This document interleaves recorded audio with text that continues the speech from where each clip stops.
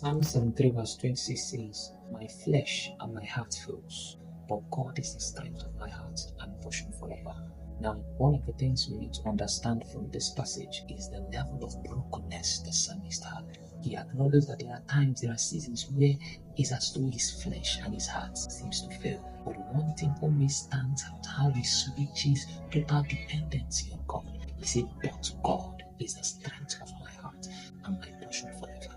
And one of the lessons to draw from here is to always cast our total dependency on God, knowing that the strength of man is very limited. We are very limited. Because we are in this body, there will come a time where it's bound to fail. My flesh and my heart fails.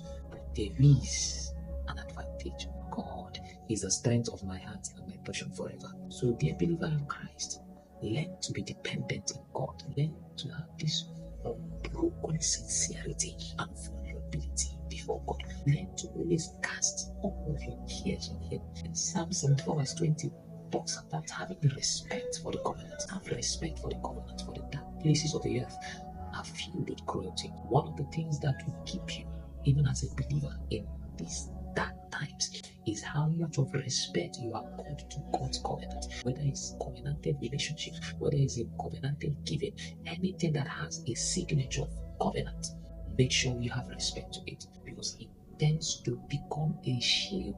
It tends to give you a protective mechanism even in the days of battle. Make sure you learn these two lessons, that I will always cast my total dependence on God, and that I will always have respect for the covenant.